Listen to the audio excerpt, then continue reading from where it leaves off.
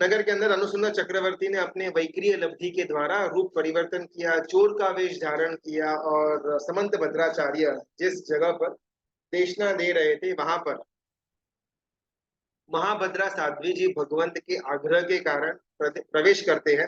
उनको जाति स्मरण ज्ञान होता है और अभी अपनी भव कथा उन्होंने शुरू की। ये बहिरंग विश्व, अंतरंग विश्व के अंदर एक चोर सदागम की जिनवाणी सुनकर के प्रतिबोधित होकर के वहां पर आते हैं और प्रज्ञा विशाला के द्वारा उनको सही समझ मिलती। अब ये पहले पहले से अपना जो भव भ्रमण शुरू हुआ उसकी बात करते हैं, और ये सिर्फ अनुसुंदर चक्रवर्ती के भव भ्रमण की बात नहीं, लेकिन हम सबके भव भ्रमण की बात इसके अंदर आ जाती है। असम व्यवहारपुर नाम का नगर, उसके अंदर गोलक यानी कि बहुत बहुत बड़े बड़े महल, गोलक गोल गोल होता है, उसकी उपमा दी गई है। वो महल के अंदर अलग अलग रूम्स, और वो एक एक रूम के अंदर अलग अलग लोग रहते हैं, और ऐसे असंख्य रूम्स ये असम व्यवहारपुर नगर के अंदर है। यानी कि ये निगोद के अंदर असंख्य जीव है, असंख्य शरीर है और अनंत जीव। उसी में से एक मेरा जीव था, ऐसा ये अनुसुंदर चक्रवर्ती चोर के रूप में प्रशंसा के सामने अग्री करते हैं। शायद ना अपने को ये थोड़ा एक क्या बोलते हैं वो जिज्ञासा का भाव होगा कि आखिरकार निगोद के अंदर जीव क्यों जाता है, नरक के अंदर जीव क्यों जाता है, exactly what is the reason नरक के अंदर जाने का, मनुष्य के अंदर आने का रीजन क्या, जो हम सब आए हुए हैं, तिर्यंश के अंदर का रीजन क्या और देव के अंदर का रीजन। तो श्री महावीर चरियम नाम का बहुत सुंदर ग्रंथ आता है, और उस ग्रंथ के अंदर शास्त्रकार भगवान अपने को बराबर पॉइंटर्स दे देते हैं कि अगर ये चीज करी इज इक्वल टू नरक, ये चीज करी इज इक्वल टू मनुष्य। तो क्लियरली जो जो गति हमको नहीं चाहिए, वो गति में आई में लेकर के जाने वाले जितने भी तत्व है, दोष है या घटना है, उसको सदंतर अपने जीवन से दूर रखना, और जिस गति में अपने को जाना है उसके अंदर की जो रिक्वायरमेंट्स है उसकी तरफ आगे बढ़ना। तो बहुत ही एकदम कंसाइज रूप में अपन जानने का प्रयत्न करते हैं कि एक एक गति के अंदर जाने के पीछे का रीजन, उसके पीछे का कारण क्या है। जो जीवों को मारता है, दूसरे की संपत्ति को छीनता है, दूसरे की पत्नी को छीनता है, जिसको भयंकर गुस्सा आता है, जो बड़ी बड़ी हिंसा और बड़े बड़े वैभवों के पीछे पागल की तरह घूमता है, जो मुनि भगवंतों की निंदा कुथली करता है, जो मांसाहार करता है, जो तंदुल या मत्स्य के माफिक खाना पीना कुछ नहीं लेकिन विचारों से जबरदस्त हिंसा करता है, ये सब अगर हमारी प्रकृति, अगर ऐसा हमारा स्वभाव है, ऐसा अगर हमारा विचार है, तो हमारा जीव कंपलसरी इस भव के बाद नरक में जाएगा। ऐसा शास्त्र के अंदर बात आती है। ये शायद अपन तो अभी अपने आप को इसके अंदर बहुत ज्यादा इन्वॉल्व न कर पाए, लेकिन क्योंकि ये तो अपन करते नहीं है, लेकिन जरा सा अगर अपन नाम बदल दे यही दोषों का, तो लगे कि यार अपने अंदर तो ये सब कुछ है। जो जीवों को मारता हो, जीव सिर्फ तिर्यंश के पंचेंद्रिय के या मनुष्य के जीव नहीं, लेकिन एक इंद्रिय से लेकर के वनस्पति काय से लेकर के हर एक जीव की हिंसा इसके अंदर आ जाती है, बिकॉज यहाँ पर सिर्फ जीवों को मारा ऐसा लिखा हुआ। दूसरे की संपत्ति, भले अपन चोरी या डाका तो नहीं डालते होंगे, अच्छे घर किया था, लेकिन फिर भी मन के अंदर दूसरे की संपत्ति मेरे को मिले, ये इच्छा, ये आशा कहीं ना कहीं तो होगी। और आज का ये जो स्टॉक मार्केट है या जो शेयर मार्केट वगैरह है, उसके अंदर ये भावना हमारी एकदम पराकाष्ठा तक पहुंच जाती है। किसी ने धंधा सेटअप किया, उसके धंधे के अंदर वो क्या घोटाला करता है, वो कितनी हिंसा करता है, अपने को कोई आइडिया नहीं। अपन 15-25 लाख या 15-25 हजार के प्रॉफिट के लिए उसका इतना भयंकर बड़ा कारोबार में अपन भी एक परसेंटेज या आधा या 0.001% के अपन भी भागीदार बन जाते हैं। वो आदमी पंचेंद्रिय जीवों की हत्या करता है, हिंसा करता है, करप्शन करता है, शोषण करता है, इलीगल काम करता है, जो कुछ भी करता हो वो कंपनी के द्वारा, उसमें मेरा भी एक परसेंटेज आ जाता है। अभी अगर अपना ये नित्य क्रम है, तो जीवों की हिंसा भी अपन बहुत बड़े स्टेज पर करते हैं, और दूसरे की संपत्ति भी अपन लेते हैं। बिकॉज वो जो भी जिस किसी कंपनी में हमने इन्वेस्टमेंट किया हुआ है फॉर एग्जाम्पल, तो वो इंसान ने हमारे लिए कंपनी नहीं खोली, उसने अपना पैसा कमाने के लिए पापों का अटारा खड़ा किया हुआ है। हमको 5-25 हजार या 5-25 लाख, और वो भी मिलता तो सिर्फ 2 लोगों को है, बाकी 98 लोग तो पैसे खोते ही है शेयर मार्केट में। लेकिन फिर भी अपने को एक पॉजिटिव नहीं, अपन भी जाएंगे, अभी तो ट्रेंड है, जैसे अलग अलग ऐप वगैरह आ गए, अपन नॉर्मली व्हाट्सएप या एसएमएस करे, इस प्रकार शेयरों का ट्रेडिंग होता रहता है फोन पर। और अपने को भी लगता है इजी मनी है, कुछ किया नहीं, दो चार यहाँ वहाँ टिप्स ली, थोड़ा बाय किया, थोड़ा सेल किया, आज 1000 2000 5000 रुपए कमा लिए, बस काम खत्म। Easy money, easy comes, easy goes. ये सब कुछ ना हमारा नरक की तरफ लेकर के जाने का हाईवे क्लियर करता है। बिकॉज पहले जो दो रीजन है मुख्यत्व, जीवों की हिंसा और दूसरों की संपत्ति को हड़पना, इन दोनों के अंदर आज का जो अपन सो कॉल्ड शेयर मार्केट या स्टॉक मार्केट है, ये अपने को इन दोनों चेक बॉक्स में टिक मार्क करवाता है। भयंकर गुस्सा आना शेयर मार्केट में, किसी की टिप या हमने कुछ अपना खुद का होमवर्क किया, इन्वेस्टमेंट किया, गया, क्रोध आया, या तो किसी और के ऊपर या हालत के ऊपर, तो बस स्टॉक मार्केट बात है। लेकिन ज्यादातर भी अपने को जीवन के अंदर जब हमारी इच्छा पूरी नहीं होती, हमको कहीं ना कहीं अपने जो एक रुचि है, वो रुचि हमारी परिपूर्णता नहीं होती, तो बहुत इजीली गुस्सा आ जाता है। एक्सपेक्टेशंस फुलफिल न होने के कारण गुस्सा आने के चांसेस हाईएस्ट रहते हैं। अगर ऐसा हमारा तीव्र गुस्सा एकदम भयंकर, मतलब एकदम आपा को बैठे, आंख लाल लाल हो जाए, हाथ में जो है उसको उठाकर पटकना शुरू कर दे, वो लेवल पे गुस्से की यहाँ पर बात हो रही है। बड़ी हिंसा या बड़े वैभव के पीछे पागल है। आज पैसे कमाने के लिए हम कोई भी अनीति, कोई भी गलत काम करने को रेडी। इनवॉइसिंग कम करना है, चोरी का माल बेचना है, बिल के बिना का बेचना है, कंपटीशन को तोड़ने के लिए थोड़ा बहुत लॉस में भी बेचने का है, या अपने राजा, अपने कंट्री का जो लॉज है, जो राजा का एक तंत्र है, उसके विरुद्ध होकर के बिजनेस करना, ये सब कुछ वैभव की प्राप्ति करने के लिए हम सब पागल बने हुए। आज अपने को अगर बहुत बड़ा लाभ दिखाई देता हो बिजनेस के अंदर, तो धर्म के या गवर्नमेंट के किसी भी रूल्स को, किसी भी दायरे को हम तोड़ने के लिए रेडी, उन्हीं की निंदा या कुचली करें। शायद हम सब के अंदर छोटे मोटे अंश पर ये रहेगा, कहीं पर गए कोई मुनि भगवंत के अंदर कुछ दोष एक्चुअल में हमको दिखाई दिए, लेकिन यहाँ पर मुनि भगवंतों की निंदा कुचली की बात करी गई है। बस मुनि भगवंत है तो उनकी निंदा कुचली हो गई, तो हमारा ये चेक बॉक्स टिक हो जाता है।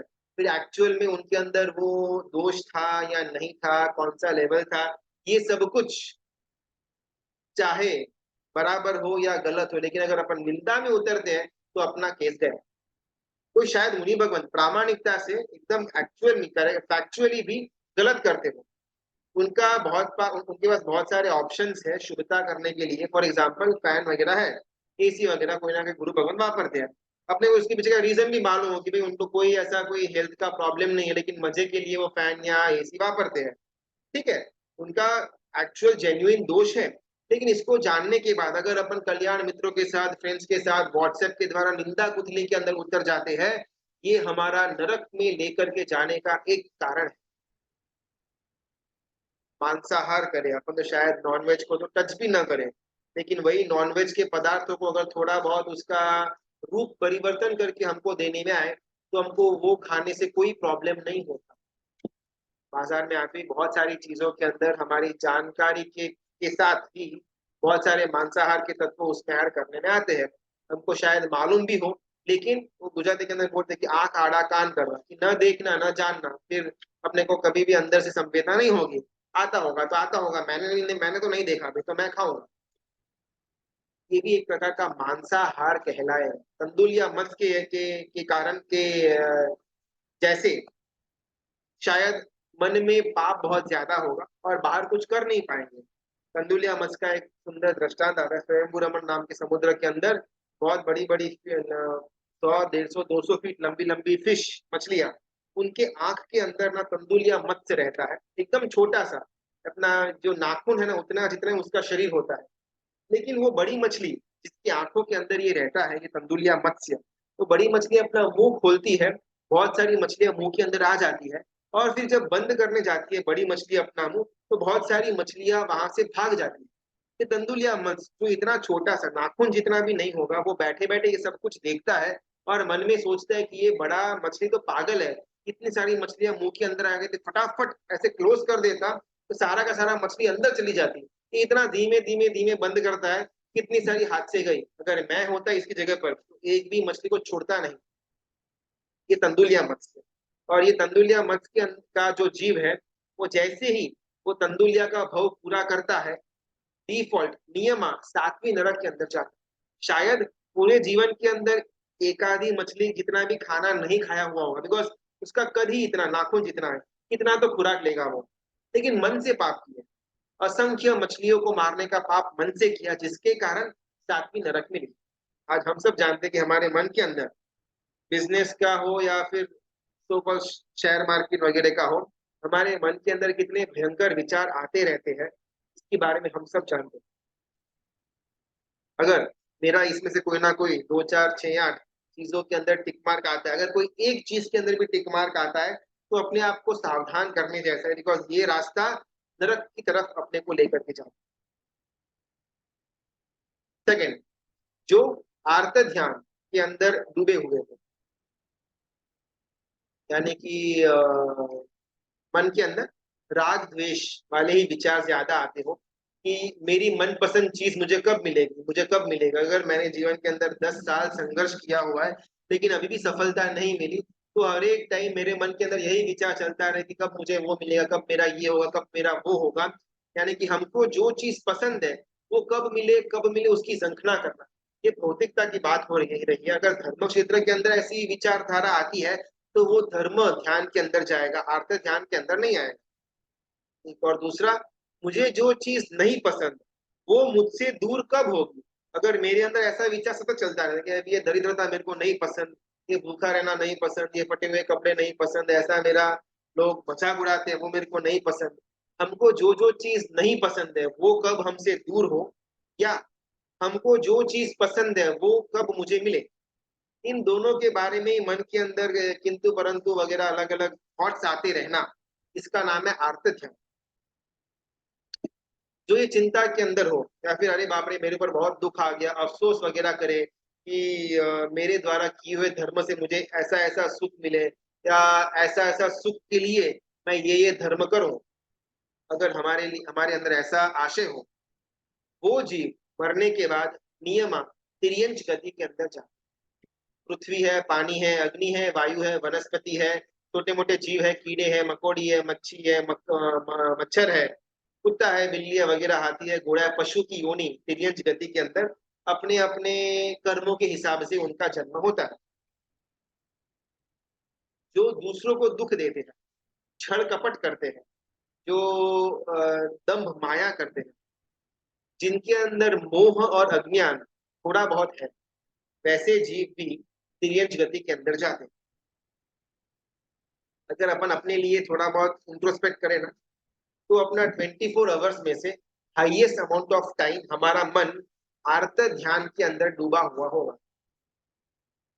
धंधे में ऐसा हो जाना चाहिए, घर के अंदर ऐसा हो जाना चाहिए, संघ के अंदर ऐसा हो जाना चाहिए, मेरे बेटे के साथ ऐसा हो जाना चाहिए, मेरे साथ ऐसा हो जाना चाहिए, या फिर मेरा कब ये दुख या मेरा कब ये पर्याय पूरा होगा, मेरा बेटे का कब ठिकाना लगेगा, मेरी बीवी कब मेरी बात सुनेगी, मेरा घर कब मेरा होगा, मेरे पास कब बड़ी गाड़ी आएगी, ये सब चीजें कभी ना कभी सब कॉन्शियसली भी यही विचारों के अंदर हम रत रहते कंटिन्यूअसली। मुश्किल से आधा एक घंटा पूरे दिन में जब अपन मंदिर में हो या फिर स्वाध्याय करते हो, तब इस प्रकार के विचार थोड़े शांत होते हैं।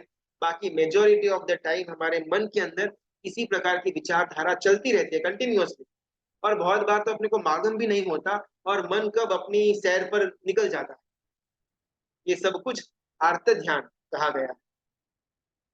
जो जो जीव आर्त ध्यान के अंदर रत है, आर्त ध्यान से पीछे हटने का, धर्म ध्यान की तरफ का दिशा पकड़ने का जिसका कोई भी पुरुषार्थ नहीं, वैसे जीव तिर्यंच गति के अंदर जाते। अब तक दो गति हमने देखी, नरक गति और तिर्यंच। बहुधा अपने को लगे कि अपन इन दोनों के लायक ही है, बहुत ज्यादा हमारे अंदर, और यहाँ पर जो दो गति का वर्णन आया, उसकी जो रिक्वायरमेंट्स है उसमें कोई बहुत बड़ा फर्क नहीं है। तो ये ना अपने को एक चेतावनी होना चाहिए, एक वेकिंग अप कॉल होना चाहिए। कभी कभार ना भय में आकर के भी हम बहुत सारी ऐसी चीज कर देते हैं जो शायद भय के बिना हम वो चीज न कर पाए। और ये हमको मालूम है, जब भय लगता है ना, तब अपन पागल की तरह या तो काम करते हैं, फिर पागल की तरह अपन पढ़ाई करना शुरू कर देते हैं। मालूम है कि कल बहुत बड़ी एग्जाम है, उसके लिए कुछ पढ़ा नहीं, तो आज पूरी रात बैठ करके भी अपन उसका रट्टा मारेंगे, उसका कुछ ना कुछ अपन करेंगे, ताकि एटलीस्ट मिनिमम पासिंग मार्क तो अपने को मिल जाए, बिकॉज वो भय है। लेकिन वो एग्जाम के पहले 1 या 2 दिन पहले जो पढ़ाई शुरू करते हैं, वो सेम फोकस या वो सेम इंटरेस्ट एग्जाम के 1 महीने 2 महीने पहले अपने को नहीं आता, बिकॉज भय अभी तक उत्पन्न नहीं हुआ। जैसे एग्जाम्स के दिन करीब आते हैं, अपने को भय उत्पन्न होता है कि हाँ हाँ पढ़ना है पढ़ना है पढ़ना है, और एटलीस्ट मिनिमम वो एग्जाम की एक रात पहले तो अपन पढ़ने बैठ ही जाएंगे, अगर अपने को पढ़ाई इंपॉर्टेंट लगे तो जो भय है ना, वो हमसे बहुत सारी चीजें ऐसी करवा देता है जो शायद नॉर्मल रूटीन कोर्स के अंदर अपन न करें। अगर मुझे मालूम है कि भाई 2-4 दिनों के अंदर मेरा मृत्यु होने वाला है, तो 2-4 दिनों के अंदर मैं हो सके उतना सर्वश्रेष्ठ धर्म करने का प्रयत्न करूंगा। बस अभी तो जाना ही है, तो बस अभी संथारा लेने का है, या फिर अपने को चार का शरण स्वीकार करना है, या व्रत पचखान के अंदर जाना है, कोई भी। बस अभी तो खत्म है। ये 2-4 दिन मेरे पास पड़े हुए हैं अपने भव परंपरा को सुधारने के लिए, तो वो मैं कर लेता हूँ। लेकिन ये चीज जो आखिरी 3-4 दिन में जो मैं करूंगा, वो शायद रूटीन के अंदर करने के लिए मेरे अंदर कोई भी फोकस या कोई भी इंटरेस्ट पैदा नहीं होगा, बिकॉज उस समय मेरे पास मौत का भय नहीं था। अभी जब मालूम पड़ा बस 4-5 दिन का मैं मेहमान हूँ, तो हो सके उतना मैं धर्म के अंदर आगे बढ़ूँ। तो आज जो अपन डिस्कशन कर रहे हैं, अलग अलग गति, उसका रिक्वायरमेंट, कौन सी चीजें करने के द्वारा हम वो गति में जा पाएंगे, ये कोई ज्ञान लेने से या इसके द्वारा कुछ हम फर्क तो नहीं पड़ेगा। लेकिन अगर इसके द्वारा भय उत्पन्न हो हमारे अंदर कि नहीं बाप रे, ये सब करने से अगर नरक के अंदर जाना पड़े, तो भाई स्टॉप, थोड़ा बहुत अपन सोच लेते हैं अपने लिए। ये स्टेज हमारे अंदर आएगा, कोई और आलम्बन से नहीं तो एटलीस्ट मिनिमम भय से तो अपन रुके।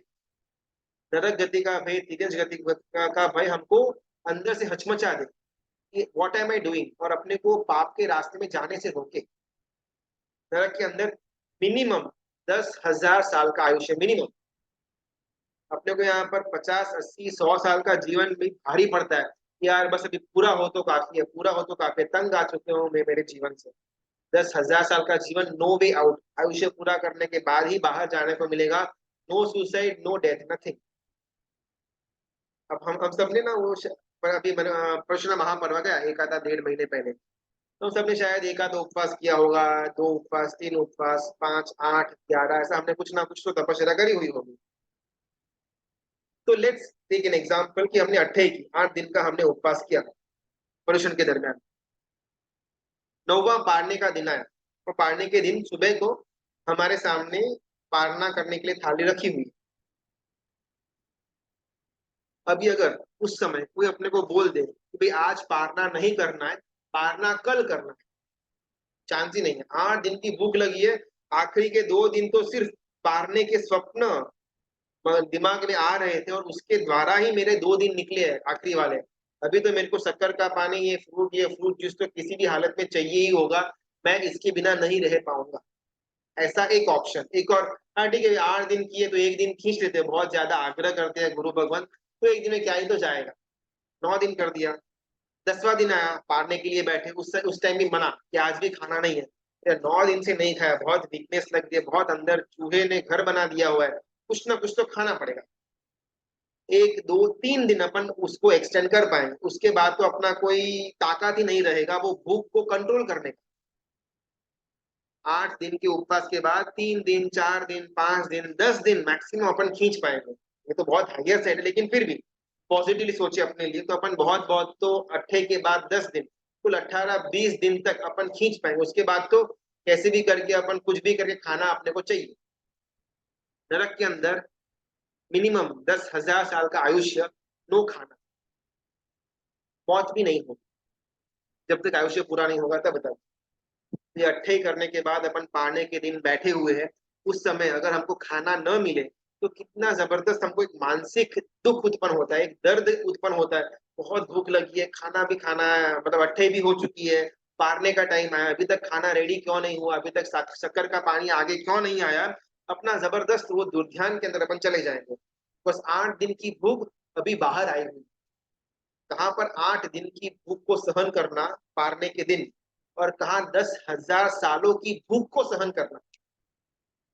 ये तो सिर्फ एक प्रकार का उपसर्ग है, बाकी तो बहुत सारे उपसर्ग नरक के अंदर हमको मिलेंगे। न खाना मिलेगा, न पानी मिलेगा। 3.5 करोड़ रोमटे के अंदर 3.5 करोड़ रोग हमको उत्पन्न होंगे। ऊपर से परमाधामी देव छेदन भेदन करे, वो अलग।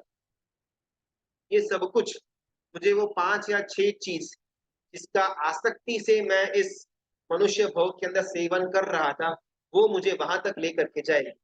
If I am ready to face it, मैं वो सब कुछ करूं। और अगर मुझे हल्का सा भय लगता है कि नहीं भाई, मेरा तो 2 घंटा, 1 घंटा, आधा घंटा अगर खाने का टाइम आगे पीछे हो जाए ना, मेरा दिमाग फट जाएगा। और वहां पर कहाँ 10,000, ये तो मिनिमम की बात हो रही है, मैक्सिमम तो पलियो पंप सागरों पंप तक जाता है। तो मेरे लिए तो वो पॉसिबल है ही नहीं। तो अगर वो चीज पॉसिबल नहीं है, तो अभी उसका जो जो चीज कारण के स्वरूप में बताई जाती है, उससे अपने आप को रोकना, वो पॉसिबल करना पड़ेगा। अगर वो पॉसिबल नहीं करेंगे, तो उसके बाद का परिणाम वो हमारे ऊपर पॉसिबल थोपा जाएगा। ये नरक गति और तिरंज गति का काम। धीमे धीमे करके अपन निगोद के तक भी पहुंचेंगे, लेकिन पहले यहाँ से इमीडिएटली जहां पर जाने का हमारा हाईएस्ट पॉसिबिलिटी हो, उसके अंदर जाते हैं, जिसके अंदर गुस्सा, अभिमान, कपट और लोभ, यानी कि क्रोध, मान, माया और लोभ जिसके अंदर कम है लेकिन एक्सेप्टेबल लेवल के अंदर। जो दान देने में तत्पर है, जिसके अंदर सहनशीलता है, विनय है, कोमलता है, जिसका ये स्वभाव बन चुका है, बाहर से लाना ना पड़े, ऑटोमेटिकली सहनशीलता, विनय, कोमलता वगैरह जिसके अंदर उत्पन्न हो, किसी को भी भावना से ठेस न पहुंचाने की जिसके अंदर प्रकृति हो, वो जीव यहाँ से मरने के बाद फिर से मनुष्य गति में एंट्री ले सकता है। क्रोध, मान, माया, लोभ जिसका कम हो, मीडियम हो, जो दान देने में तत्पर हो, अपनी शक्ति का दान, चाहे वो धन का दान हो, ज्ञान का दान हो, अभय दान हो, जो हमारी शक्ति है, उस शक्ति में आगे बढ़े दान देने के लिए। सहनशीलता, विनय, कोमलता जिनका स्वभाव बन चुका हो, सामने वाले को ठेस न पहुंचाना, भावनाओं को ठेस न पहुंचाना, जिसकी प्रकृति बन चुका हो, ये जीव नियमा वापिस मनुष्य गति के अंदर ही जन्म लेते हैं। बहुत बार बोलते हैं, मैंने आओ तो भवे हो आप जे, यहाँ पर जन्म हो, वहां पर जन्म हो, फिर मैं दीक्षा लूं, ये करूं वो करूं। भावना बहुत अच्छी है, उसके पहले ये मिनिमम रिक्वायरमेंट्स तो अपने को उत्पन्न करवाने पड़े। और अगर हमारे धर्म क्रिया को अगर अपन देखें ना, चाहे वो परमात्मा की पूजा की हो, सामायिक की हो, स्वाध्याय की हो, हर एक धर्म क्रिया के पीछे का रीजन ये एकमात्र राग और द्वेष हमारे कम हो, कि एटलीस्ट बैर मिनिमम में हम वापिस मनुष्य भव में एंट्री तो ले पाए। जो जो महाव्रतधारी मुनि भगवंत है, जिन्होंने देश वीरती को ग्रहण, और जिन्होंने देश वीरती या अविरत श्रावकपणा को प्राप्त किया हुआ है, जो जिन पूजा में, दान में वगैरह देने में तत्परता है, जो अज्ञान तप करके भी इच्छा बिना वो तप में आगे बढ़ते हैं, वैसे मनुष्य हो या वैसे तिर्यंच के पंचेंद्रिय जीव हो, ये सारे के सारे जीव देवलोक में जाने की ताकत रखते हैं। महाव्रतधारी मुनि भगवान के लिए हमारे यहाँ पर चारित्र का इतना जबरदस्त इंपॉर्टेंस, जो एक शुभ गति मानी गई है देवलोक, उसके अंदर लेकर के जाने का सक्षमता जिसके पास सबसे ज्यादा, ऐसा सर्ववीरती।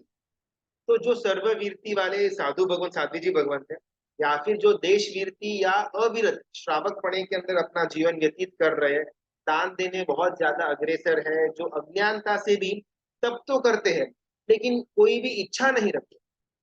बहुत बार अभी नवपत जी की होली का प्रारंभ होगा अगले, हाँ इसी हफ्ते से। तो हम सब ने श्रीपाल मैना जी का रास पढ़ा हुआ है, सुना हुआ है, तो अपने को भी लगे कि अगर उनका उतना जबरदस्त दुख अगर नवपत जी की होली की सेवना के द्वारा कम हुआ, तो मेरे जीवन में छोटा मोटा दुख है वो तो जा ही सकता है। तो मैंने उस इच्छा से अगर नवपत जी की होली की, तो मैं गया। तो जो अज्ञान था, ज्यादा ज्ञान नहीं है, लेकिन फिर भी इच्छा के बिना जो जबरदस्त तप के अंदर जुड़ते हैं, ऐसे मनुष्य हो या तिर्यंच पंचेंद्रिय के जीव हो, ये सब के सब देवलोक में जाने की हैसियत रखते हैं। मैक्सिमम ना, देवलोक में जीव तिर्यंच गति से आते हैं, और मैक्सिमम वापिस तिर्यंच गति के अंदर चले जाते हैं। बिकॉज नारकी जो है, वो नारकी कभी भी वापस नरक के अंदर उनका जन्म नहीं हो सकता, और नारकी कभी भी मर करके सीधा देव के अंदर नहीं जा सकता। तो नारकी के लिए भी दो ऑप्शन ही है, या तो तिर्यंच या मनुष्य। सिमिलरली देव जो है वो मरने के बाद फिर से देव नहीं हो सकते हैं, देव भी मरने के बाद नारकी में नहीं जा सकते हैं। तो देव के पास भी दो ही ऑप्शन है, या तो तिर्यंच या मनुष्य। 99.999% ऑफ द जीव जो देवलोक में जाते हैं वो नियमा तिर्यंच गति से जाते हैं और वापस उसी गति में चले जाते हैं। शायद अपना बहुत सौभाग्य कि अपने को ये मनुष्य भाव मिला है, जिसके अंदर हम अपनी मति को चेंज करके देवलोक में जाए, ताकि वहां से वापस तिर्यंच के अंदर हमारी गति पकड़े नहीं। जो मुनिवर उत्कृष्ट देवलोक यानी कि सर्वार्थ सिद्ध देवलोक तक जाने की सक्षमता रखते हैं, वो मुनि भगवंत नियमा सर्वार्थ सिद्ध नाम के देवलोक से के बाद मोक्ष की प्राप्ति करते हैं। मुनि भगवंत मिनिमम बैर मिनिमम, चाहे कोई भी मुनि भगवंत हो, अगर उनके अंदर द्रव्य चारित्र और थोड़ा बहुत भाव चारित्र भी है, तो मिनिमम में पहला देवलोक सौधर्म जिसका नाम है देवलोक का, उस देवलोक में जाते हैं। और मैक्सिमम अच्युत नाम के 12वें वैमानिक देवलोक तक जा सकते हैं। कोई भी श्रावक जबरदस्त अगर परमात्मा की आराधना करता हो, तो इस काल के अंदर 5वें देवलोक तक वो श्रावक जा सकता है। जो मिथ्यात्वी, फिर चाहे वो श्रावक हो या मुनि भगवंत हो, जिसके अंदर मिथ्यात्व है, लेकिन परमात्मा का धर्म की सेवना, द्रव्य रूपी धर्म की सेवना जबरदस्त रूप से करी गई है, तो वैसे जीव भी इस काल में तो 5वें देवलोक तक, लेकिन जनरली स्पीकिंग नवग्रैवेक नाम का देवलोक तक वो लोग जा सकते हैं। जो अलग अलग विधर्मी है, जो जैन मत के अंदर नहीं है, चाहे वो बाबा टाइप हो, तापस हो, या वो अघोरी, ऐसे कोई भी अलग धर्म के जो संत है, जो तापस वगैरह जिनको अपन बोलते हैं, ऐसे तापस अमुक दमुक धर्म के जो फॉलोअर्स है, वो लोग भी मैक्सिमम ज्योतिष के जो ग्रह है, सूर्य चंद्र नक्षत्र वगैरह, उन ज्योतिष देवलोक तक वो जा सकते हैं। इसके बारे में अगर अपन डिटेल में जाएंगे तो बहुत ज्यादा लंबा एक क्लास ही हो जाएगा। तो यहाँ पर ये 4 गतियों का पीछे जाने का जो मेन कारण है वो ये है। तो नरक और तिर्यंच गति के अंदर हमारा जीव न जाए, उसके लिए सबसे पहला बाउंड्री बांधनी पड़ेगी, और बाउंड्री बांधने के बाद मुझे वापस से मनुष्य का या फिर देवलोक के अंदर का भाव मिले, उसके लिए जो जो शुभता प्रकट करनी है वो हमको हमारे अंदर प्रकट करनी होगी। मूल प्रश्न वो लास्ट क्लास में किसी ने पूछा हुआ था, निगोद के अंदर जीव जाता क्यों है? What is the reason behind jeev going into nigod? Because हमने ऐसा जाना तो ये उम्मीदी भव प्रपंच कथा के अंदर कि जिस नरक की हमने इतनी ज्यादा डिटेलिंग किया, उससे भी अनंत गुना ज्यादा दुख निगोद के अंदर है। निगोद की अपेक्षा में निगोद के जीवों को जो नरक है वो तो देवलोक लगे, इतना जबरदस्त दुख निगोद के जीव सहन करते। तो एग्जैक्टली निगोद के अंदर जीव जाते कैसे हैं, उसका बहुत सुंदर एक रूपक इस उपमिति भव प्रपंच कथा के अंदर आता है। गौतम स्वामी महाराजा ने एक बार पूछा हुआ था कि दुख ज्यादा किस में, नरक के अंदर या निगोद के अंदर? वीर परमात्मा ने, तो परमात्मा ने उन्होंने यही कहा हुआ था कि 5.5 करोड़ रोमटे हैं होते हैं नारकी के जीव को। हर एक रोमटे के अंदर एक एक रोग, एक एक नारकी के जीव को 5.5 करोड़ रोग होते हैं। अपने को तो खांसी बुखार वगैरह 2-3 आ जाए अपन तो फ्लैट हो जाए, इंजेक्शन कराओ सर्जरी कराओ।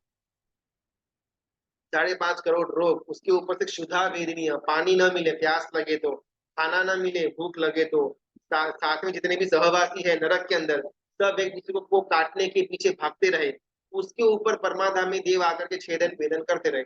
ये दुख से भी अनंत गुना ज्यादा दुख निगोद के जीव के अंदर होता है। तो ये गौतम स्वामी महाराजा ने प्रश्न किया कि तो निगोद के अंदर जीव जाता किस कारण से? यहाँ पर सिद्धेश्वरी गुरु भगवंत ने एक रूपक, एक पूरा का पूरा काल्पनिक ड्रामा यहाँ पर रचा, हमको समझाने के लिए कि एग्जैक्टली ये चीज होती कैसे। तो असम व्यवहारपुर नाम का नगर, इस नगर के अंदर बहुत सारे गोलक नाम के महल है। महल के अंदर बहुत सारे रूम्स है, रूम्स के अंदर बहुत सारे लोग रहते हैं, और वो एक एक लोग के अंदर, एक एक शरीर के अंदर अनंत अनंत जीव रहते हैं। ऐसे असम व्यवहारपुर नगर। निगोद की ये डिस्क्रिप्शन। निगोद के अंदर जीव जाए कैसे, उससे पहले एक प्रश्न बहुत इंपॉर्टेंट कि निगोद के अंदर जीव जीते कैसे। इतना ठसोठस पैक किया हुआ, उसके अंदर जीव जीते कैसे हैं। तो वीर परमात्मा कहते हैं कि सारे के सारे निगोद के जीव एक ही साथ श्वास लेते हैं, एक ही साथ उच्छ्वास लेते हैं, एक ही साथ मर जाते हैं, एक ही साथ जन्म लेते हैं।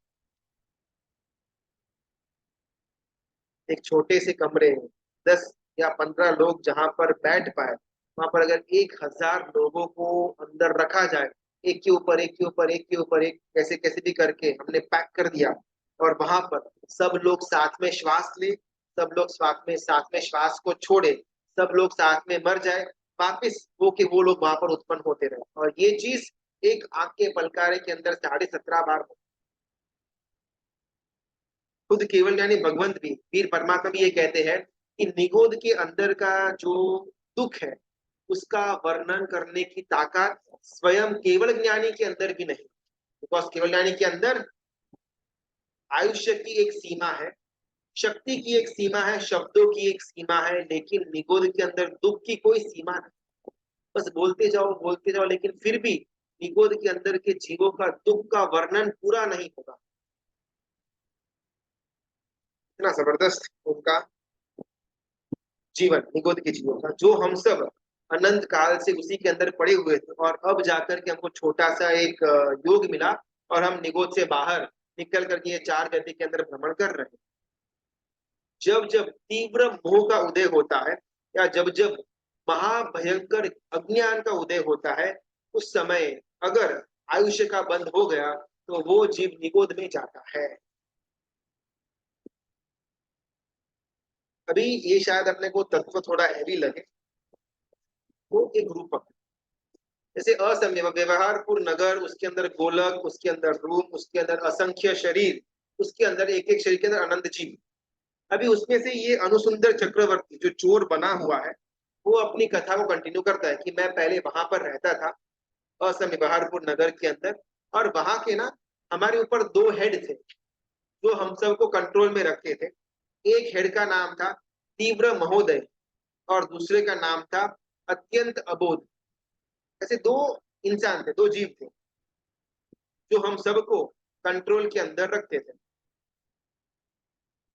रोज ये तीव्र महोदय की और अत्यंत अबोध की सभा लगती थी, और सभा के अंदर हम सब जाकर के बैठते थे, उनको देखते थे।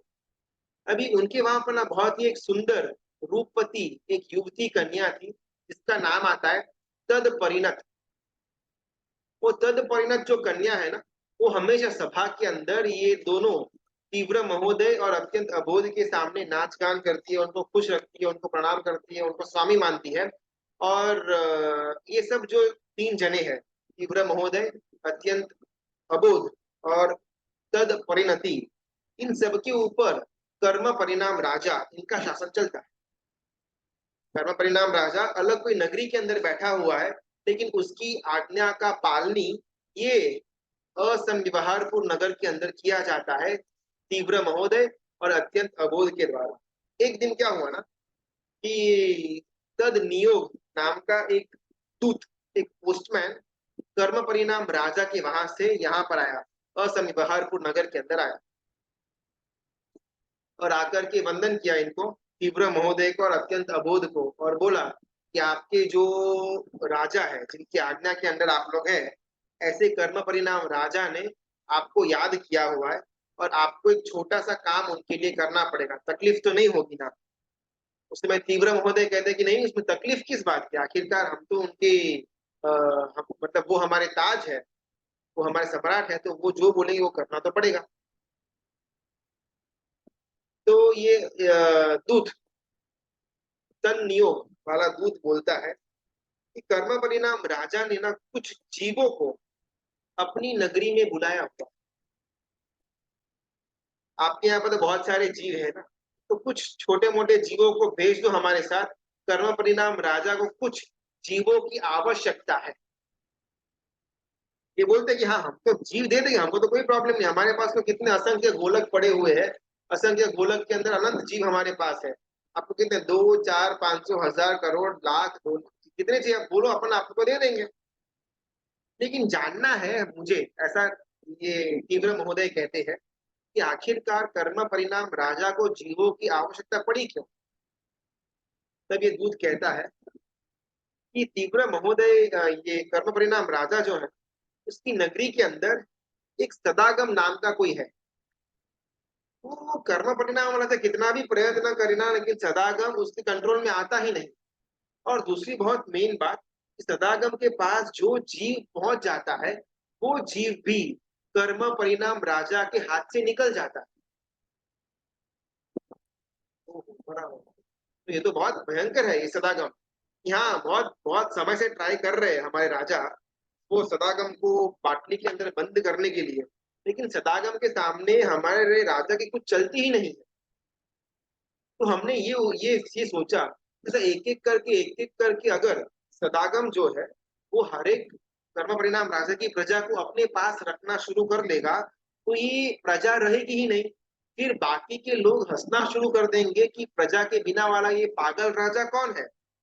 तो हमारे कर्म परिणाम राजा के ऊपर पागलपन का टैग न लगे, इसके लिए हमने मंत्रियों के साथ मिलकर के ऐसा फैसला किया कि आप जो उनके सेवक राजा हो, तीव्र महोदय और अत्यंत अबाधा, आप लोगों को टाइमली कुछ कुछ समय के अंतराल के अंदर अंदर मैं बोलूं उतने जीवों को कर्म परिणाम राजा के पास भेजना होगा, जिसके द्वारा जो जीव नगरी के अंदर सदागम के पास चले गए, जिनके ऊपर हमारे कर्म परिणाम राजा का कोई भी वर्चस्व नहीं लगेगा, उतने उतने जीवों को हम नए जीवों के साथ रिप्लेस कर देंगे, ताकि नगर के अंदर जो क्वांटिटी, जो प्रजा की जो जो क्वांटिटी है वो बरकरार रहे। क्योंकि बाहर से कोई आए तो उसको ऐसा ना लगे कि भाई ये नगर के अंदर तो कोई है ही नहीं, ये तो खाली नाम का राजा है, कर्म परिणाम राजा। तो आज से अपन लोग ऐसा नक्की करते हैं कि हम आपको चिट्ठी भेजेंगे, आपको तीव्र महोदय को और अत्यंत अबोध को, चिट्ठी में जितने भी नंबर लिखा हुआ हो उतने नंबर ऑफ जी आपको यहाँ से कर्म परिणाम राजा के वहां पर भेज देना। ये अच्छा आइडिया आपने निकाला हुआ है, बिकॉज वन बाय वन करके अगर सदागम अपने सारे के सारे प्रजा को साथ में रखना शुरू कर देगा, तो ये कर्म परिणाम राजा अपनी सत्ता, अपनी हुकूमत किसके ऊपर चलाएगा। हमको कोई प्रॉब्लम नहीं है, हम जीव देते रहेंगे, ऐसा तीव्र महोदय ने बोला ये दूत को। तो ये सब स्टोरी ना वो अनुसंधान चक्रवर्ती स्पर्शता के सामने सबको बताते हैं। तो एक दिन मैं भी इसी गोलक के अंदर आराम से बैठा हुआ था, आराम से वहां पर जन्म मरण कर रहा था। उसमें अचानक तीव्र महोदय आया, मुझे पकड़ा और मुझे दूत के साथ भेज दिया, और मैं कर्म परिणाम राजा की जो नगरी है उसके अंदर आ गया। सभा को प्रश्न होता है कि सिर्फ आपको ही क्यों चुना। आपने बोला कि असंख्य गोलक है वो असम व्यवहारपुर नगर के अंदर, असंख्य गोलक के अंदर असंख्य शरीर है, और एक एक शरीर के अंदर अनंत आत्माएं हैं। तो स्पेसिफिकली तीव्र महोदय और अत्यंत अबोध ने आपका ही सिलेक्शन क्यों किया। इसका उत्तर ये अनुसंधान चक्रवर्ती क्या देते हैं वो अपन कल के क्लास में जानने का प्रयत्न करते हैं। अभी अगर कुछ प्रश्न है तो फटाफट अपन ले लेते हैं। दैविक रूप में भी कई इंजेक्शन और टैबलेट में कंपल्स दवाई के रूप में भी कई इंजेक्शन और टैबलेट में कंपल्सरी नॉनवेज लेनी पड़ती है, तो क्या करे, इससे कैसे बचा सकते हैं। देखो बहुत सुंदर प्रश्न। तो आज का एक अपने को इच्छा न भी हो, लेकिन फिर भी ये सब चीज के अंदर जाना पड़े। फॉर एग्जाम्पल जो कोविड की वैक्सीन वगैरह आई हुई थी 2 3 साल पहले, उसमें बहुत उहापोह हुआ था कि इसमें वो गाय का जो भ्रूण है, उसका जो जो नवजात शिशु है, उसका कुछ अंश वैक्सीन वगैरह के अंदर आता है और वो अपने को लगाई गई थी, ऐसा कुछ ना कुछ तो हुआ था। ऐसे तो बहुत सारी दवाई और इंजेक्शन के अंदर नॉनवेज के तत्व आ जाते हैं। थोड़ा अपन सूत्र की तरफ चलते हैं।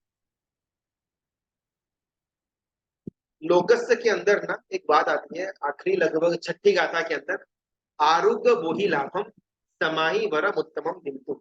यानी कि लोगस का जो सूत्र है जिसके अंदर मैंने परमात्मा की नामस्तवना करी, वो नामस्तवना के द्वारा अभी मैं परमात्मा के पास ये वरदान मांगता हूँ कि आपकी आराधना करने से हे परमात्मा मुझे तीन चीज की प्राप्ति हो, आरोग्य, बोधि बीज और समाधि मुक्ति। आरोग्य बोहि लाभम समाहि वरम उत्तमम बिंदु। और ये लोगस से ना शाश्वत है। बीच की जो तीर्थंकर परमात्मा के नाम वाली जो गाथाएं है वो बस काल टू काल चेंज होती रहती है। बाकी आखिरी तीन और पहली गाथा जो है वो शाश्वत है, किसी ने बनाया नहीं और इसको कोई नाश नहीं कर सकता, तो इसका वेटेज ज्यादा बढ़ जाता है। तो अभी अपने को सोचना कि अगर अपन परमात्मा के सामने आरोग्य की मांगनी करते हैं तो कहीं ना कहीं हमारा आरोग्य अच्छा रहे, ऐसी भावना शास्त्रकार भगवंतों को भी हुई होगी। और आरोग्य फिर दो प्रकार के हो जाते हैं, एक तो द्रव्य आरोग्य और एक भाव आरोग्य, एक बॉडी का आरोग्य और एक मन का आरोग्य। तो दोनों की बात इसमें इसके अंदर समाविष्ट हो जाती है। तो हमारा आरोग्य के बारे में हमको चिंता करना या उसका देखभाल करना, इसमें कोई प्रॉब्लम नहीं।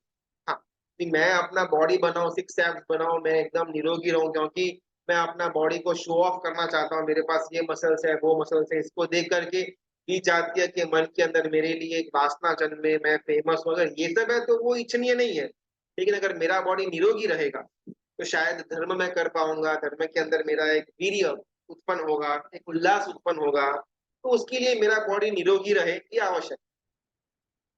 तो बॉडी निरोगी रखना इसमें कोई प्रॉब्लम नहीं। अभी मेन बात आते हैं कि अपनी बॉडी को निरोगी रखने के लिए कैसे कोई भी आलतू फालतू दवाई या आलतू फालतू इंजेक्शनों को बॉडी के अंदर डालना चाहिए जिसके अंदर नॉनवेज के तत्व आते हो, बिल्कुल भी नहीं। अपने यहाँ पर ना अन्नथ सूत्र के अंदर बात, पित्त और कफ, ये तीन चीजों को हर एक रोग की जननी माना गया है। अन्नथा के अंदर ना लगभग अपन 16 आगार की मांगनी करते हैं, 12 मुख्य आगार और 4 अतिरिक्त आगार। आगार यानी कि छुट्टी, उषसीयनम, निषसीयनम, खासीयनम, क्षीयनम, जम्बायनम, उड्डयनम, पायनिसक्यनम, भ्रमणी पित्तमुच्छाय, अंग संचालन, खेल, दिट्ठी संचालन। यानी कि अगर कायोत्सर्ग के अंदर मैं श्वास एकदम ऊपर लू नीचे लू, उधरस आए, कॉफ आए, छींक आए वगैरह, तो उसका मेरे को छुट्टी है। अगर थोड़ा अपन ऊपर एक एक बर्ड्स आई पॉइंट में देखे ना, तो जितने भी छुट्टियां हमने मांगी हुई है अन्नथा के अंदर, वो हर एक छुट्टी, हर एक आगार वायु, पित्त और कफ, ये तीन चीजों के अंदर ही निपट जाता है। अगर मेरे अंदर वायु है तो मेरा उश्वास निश्वास होगा, अगर मेरे अंदर कफ है तो छींक है, उधरस है वगैरह मेरे को आ सकता है, और अगर मेरे अंदर पित्त है तो भमनीय पित्त मुच्छाए वगैरह मेरे को हो सकता है। तो जितने भी अपन आगार छुट्टी मांगते हैं वो हर एक आगार सिर्फ और सिर्फ बात, पित्त और कफ, इसके द्वारा ही उत्पन्न हो सकता है। तो परमात्मा का शासन भी, ये नाड़ी दोष जो है, बात, पित्त और कफ, तीन नाड़ी का जो दोष है, जो आयुर्वेदिक परंपरा है उसके अंदर मान्यता परमात्मा का शासन भी रखता है। तो अपनी फाइनल कंक्लूडिंग पॉइंट, आरोग्य हमारा अच्छा रहे, हम निरोगी रहे, ये बात की अगर अपन मांगनी करते हैं तो ये जायज है, करेक्ट। आरोग्य हमारा ठीक रहे उसके लिए आयुर्वेद नाम का जो हमारे पास अभी ऑप्शन है उसके अंदर परमात्मा का भी ओके था कि जो भी पद्धति हमारे बॉडी को निरोगी रखने के अंदर ये बात, पित्त और कफ इसके आधार पर टिकी हुई हो, वो पद्धति के अंदर हमको आगे बढ़ना। तो इससे अपना एकदम रास्ता क्लियर हो जाता है कि एलोपैथी या इंजेक्शन या दवाई जिसके अंदर मालूम नहीं क्या आता है, उसके द्वारा हमारा रोग जा नहीं पाएगा। अगर जा सकता तो हमको वहां पर वो इंटीमेशन दे देते। आजकल शायद ना अपने को इतना जबरदस्त वो एक वेस्टर्न इन्फ्लुएंस आ चुका है कि जब कभी आयुर्वेदिक ऐसा कुछ बात करें अपने को ऐसा लगे कि यार मर जाएंगे फिर भी ये आयुर्वेदिक तो नहीं करेंगे, या फिर आयुर्वेदिक करते करते अपन मर जाएंगे लेकिन रोग ठीक नहीं होगा। हमारे मन में कहीं ना कहीं ऐसा एक ग्रंथि, ऐसा एक विचार बंद हो चुका है आयुर्वेद के लिए। शायद उसमें आयुर्वेद का प्रॉब्लम नहीं है, लेकिन जिन व्यक्तियों के द्वारा उसका प्रोपोगेंडा करवाने में आता है उनके अंदर ज्ञान की कमी होने के कारण कंप्लीटली वो जो आयुर्वेद की जो परंपरा है हमारे लिए उसके ऊपर एक फुल स्टॉप आ जाता है। और जो वेस्टर्न पद्धति जिसके अंदर रोग को शांत करने का कोई उपाय है ही नहीं, बस उसके सिम्टम्स को दबा देना, वो एकमात्र पद्धति में जो एलोपैथी वगैरह आगे बढ़ी हुई है, उसमें हमको पूर्ण विश्वास। अपने आप को थोड़ा बहुत रीथिंक करना, इंजेक्शन या फिर दवाई है जिसके अंदर ऐसे मांसाहार वाले तत्व आते हैं, उसको मैं न लेकर उसका जो ऑप्शनल आयुर्वेद वगैरह के अंदर आता है, जहां पर हिंसा एकदम मिनिमम स्तर पर होती है और नॉनवेज वगैरह तो बिल्कुल भी उसमें आता नहीं होगा, ऐसी पद्धति के अंदर मैं आगे बढ़ूं जिसके द्वारा मेरा अहिंसा वाला गुण भी बरकरार रहे और साथ में मेरा बॉडी निरोगी भी रहे, ताकि धर्म आराधना मेरी आगे बढ़ पाए। भय के कारण धर्म करने से हम नरक और निगोद से दूर रह सकते हैं। भय गर्भित वैराग्य भी होता है, बराबर। सेवा भूति के स्टोरी में भी वो देखा गया है। हाँ, सेवा मूर्ति, करेक्ट, आनंदी शंकर। क्या वैराग्य भय गर्भित ही होता है? बिल्कुल भी नहीं। वैराग्य ना बहुत अलग अलग उसके कारण होते हैं। एक होता है मोह गर्भित, एक होता है ज्ञान गर्भित। ये जो भय गर्भित है ना, वो मोह गर्भित के अंदर आ गया। बस ये दो कारणों के द्वारा कोई भी जीव, कोई भी मनुष्य सर्ववीति का स्वीकार करता है। एक है ज्ञान गर्भित। फॉर एग्जाम्पल, जब हमने ये पढ़ा कि अगर अपन सर्ववीति ले लेते हैं तो फिर अपनी सदगति होने के चांसेस हाई हो जाते हैं। ये मुझे ज्ञान मिला।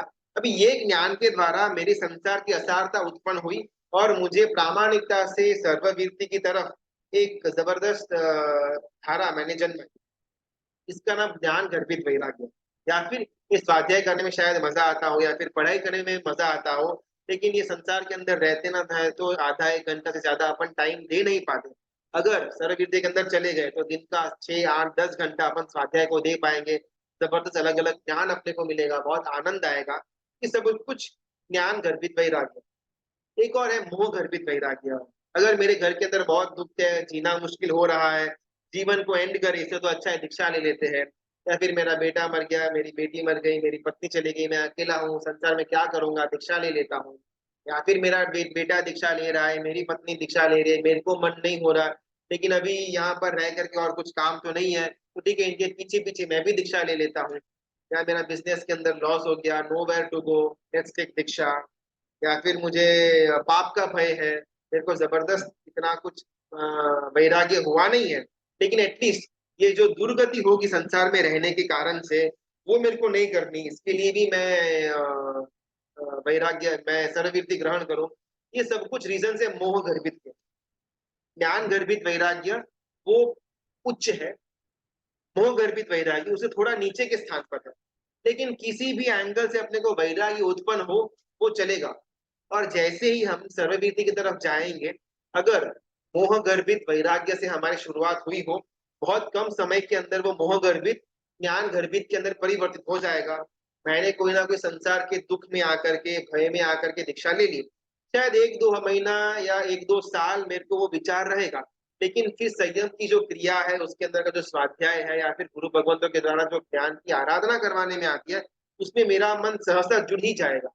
कोई भी गुरु भगवंत को हमने देखा नहीं होगा कि पढ़ने में उनको मजा ना आता हो, ऐसे ही बैठे बैठे टाइम पास करते, नहीं। बिकॉज भले मोह गर्भित वैराग्य या भय गर्भित वैराग्य से हमने सर्वविधि के अंदर गए हुए हो, लेकिन आखिरकार वो ज्ञान गर्भित वैराग्य के अंदर परिवर्तित हो ही जाता है। ये गोले वाला स्टोरी शॉर्ट में, वो ही गोले वाला समझा नहीं शायद, गोला कौन सा गोला, आपको थोड़ा इलाबरेट करना पड़ेगा। कोई बोधि बीज यानी कि सम्यक्त्व। लोगस अपन कायोत्सर्ग के अंदर भी गिनते हैं और कायोत्सर्ग के बाद भी गिनते हैं, तो इसके बार बार रेपिटेशन लोगस के अंदर जो अपन बोलते हैं, इसमें हमने 24 तीर्थंकर परमात्मा की नाम स्तवना करी। तो परमात्मा की नाम स्तवना करने के द्वारा मैं ये इच्छा रखता हूँ कि हे परमात्मा, मुझे ये 3 चीजें प्राप्त हो, आरोग्य, बोधि लाभ यानी कि बोधि बीज, सम्यक्त्व और समाधि मृत्यु, ये 3 चीजों की मांगनी अपन परमात्मा के पास लोगस्थ के द्वारा करते हैं। ज्यादातर मोह और भय गर्भित वैराग्य देखा जाता है, ज्ञान गर्भित वैराग्य कम सुना जाता है। मिथ और ट्रू। अपने अपने को ये सर्वे लेकर के क्या उखाड़ना क्या है। मेरे को किसी भी तरह से वैराग्य हो, चलेगा। एक बार मेरी सर्ववृत्ति के अंदर मैं चला जाऊंगा ना, फिर मेरा रास्ता क्लियर हो जाएगा। तो कितनों को मोह गर्भित हुआ, कितनों को ज्ञान गर्भित हुआ, ये जानना डिफिकल्ट है। लेकिन अगर अपन चलो सबको पूछे, सर्वे करे, सैंपल साइज दे, परसेंटेज निकाले, अपने को कुछ उत्तर मिलेगा। अभी इससे अपने को करना क्या है? मेरे को मेरे जीवन के अंदर जो भी सुटेबल हो, चाहे वो ज्ञान गर्भित हो या मोह गर्भित हो, कोई ना कोई धारा को पकड़ करके वहां तक पहुंचना है। विधर्मी जब अपने तीर्थ या धर्म के विरुद्ध बोलते हैं या ऐसा कार्य करते हैं तो बहुत ही क्रोध आता है। तो क्या इसका कारण भी दुर्गति होती है? नहीं। कषाय के अंदर ना दो आता है, प्रतिपद नहीं, प्रशस्त और अप्रशस्त। प्रशस्त कषाय और अप्रशस्त कषाय। कषाय क्रोध मान माया लोभ, इसको मिला करके अपन कषाय बोलते हैं। तो एक होता है प्रशस्त कषाय और एक होता है अप्रशस्त कषाय। प्रशस्त कषाय के अंदर मेरा कषाय करने के पीछे का आशय शुभता वाला है। अप्रशस्त कषाय के अंदर मेरा कषाय करने के पीछे का आशय मलिनता वाला है। फॉर एग्जाम्पल, मुझे और एक ही घटना या तो ये भी हो सकता है या फिर ये भी हो सकता है, डिपेंड्स कि मेरी सोच कैसी है। अगर मेरा पुत्र समझो कि 5-6 साल का है, मैंने उस पर क्रोध किया क्योंकि उसने होमवर्क बराबर नहीं किया, फिर मेरे लिए पानी का ग्लास मैंने लाने को बोला, लेकिन मेरा बेटा खड़ा नहीं हुआ, बैठा रहा, मुझे गुस्सा आया और मैंने उसको भला बुरा सुना दिया, मेरे को क्रोध आया। अभी वो क्रोध ना जो मैंने मेरे बेटे के ऊपर किया, जो मेरे लिए पानी का ग्लास नहीं ला रहा था, वो अप्रशस्त भी हो सकता है, प्रशस्त भी हो सकता है। कैसे? पहले प्रशस्त, शुभता वाला, मुझे मेरे बच्चे को एक घड़तर देना, उसको एक गुण देना है कि बड़ों की बात मानना, फिर चाहे मैं हूं या कोई और हो, जो भी बड़ा है उसकी बात मानना। ये जो उसके अंदर का जो गुण है, सेवा भाव का गुण, बयावच का गुण, बड़ों के लिए आदर का गुण, मुझे वो गुण मेरे बच्चे के अंदर जन्माना है। तो वो मेरा कर्तव्य है कि मैं उसको ढालूं। अभी अगर वो बैठा है मोबाइल में टाइम पास कर रहा है, मेरे लिए पानी लेकर के नहीं आ रहा, तो उसके अंदर का ये गुण दोष में जा रहा है और उसका मुझे चिंता है, तो मैंने क्रोध हुआ। ये प्रशस्त क्रोध, प्रशस्त कषाय, ये करना चाहिए। अप्रशस्त सेम टू सेम वही। अभी इसमें मेरे क्रोध के पीछे का आशय ये कि मेरी बात तूने टाली कैसे। उसके अंदर का घड़तर का या गुणों का अपने को कोई लेना देना नहीं था। मैंने बोला तो तूने मेरी बात क्यों नहीं मानी। मैंने बोला पानी का ग्लास लेकर के, तो पानी का ग्लास लेकर के क्यों नहीं आया। मैं बड़ा हूं, मेरी बात तुझे माननी पड़ेगी। ये अप्रशस्त कषाय ये दुर्गति के अंदर लेकर के जाता है, प्रशस्त कषाय सदगति के अंदर लेकर के जाता है। सिमिलरली अभी धर्म के क्षेत्र के अंदर बात करते हैं।